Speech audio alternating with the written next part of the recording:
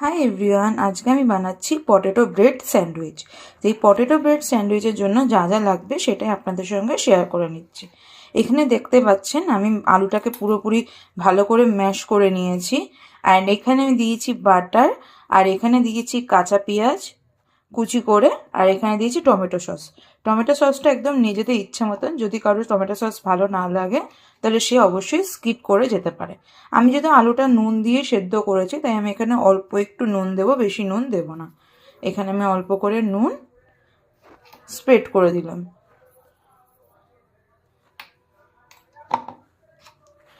এবার এখানে আমি অ্যাড করব গোলমরিচের গুঁড়ো।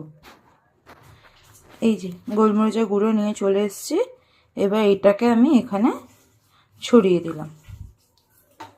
এখানে দেখতেই পাচ্ছেন সব কিছু ভালো করে মিক্স করে নিয়েছি। আপনারাও মিক্স করে নেবেন এরকমভাবে ভালো করে। হ্যাঁ, আর মিক্স করার পর অবশ্যই একটু টেস্ট করে দেখবেন সব কিছু একদম পারফেক্ট আছে কিনা।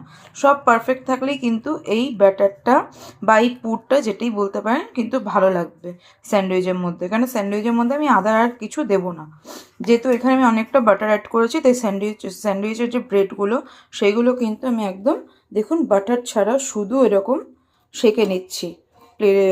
চাটুর মধ্যে দিয়ে শুধু কিন্তু ছেঁকে নিচ্ছি, কেন এখানে অনেকটা আমি বাটার যেহেতু অ্যাড করেছি তাই।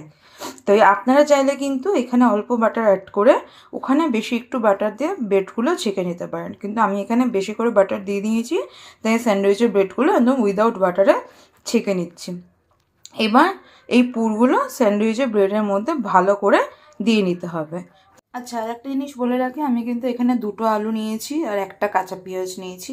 কারণ যেহেতু আমি এই যে এরকম স্লাইস ব্রেডের ছোটো প্যাকেটে 1 প্যাকেট গোটা করব দুজনের জন্য, আর যেহেতু রাতের ডিনার একটু বেশি করে করতে হবে, তো তার জন্যই আমি ছোট স্লাইস ব্রেডের 1 প্যাকেটের জন্য এখানে আমি 2টো আলু নিয়েছি, একটা বড় একটা মাঝারি।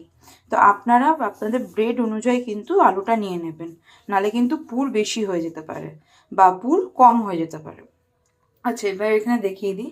এই দেখুন আমি একটা ব্রেডের মধ্যে কি সুন্দরভাবে পুরোটা কভার করে পুরটা লাগিয়ে নিয়েছি, দেখতেই পাচ্ছেন। এবার এই ব্রেডের উপরেই আমাদের কিন্তু আর একটা ব্রেড পেস্ট করে দিতে হবে।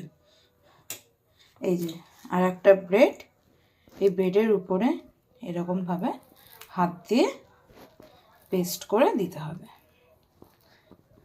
যেহেতু ব্রেডটা আগে থেকেই মানে শাঁকা ছিল তাই আর ডবল করে শাঁকতে হবে না।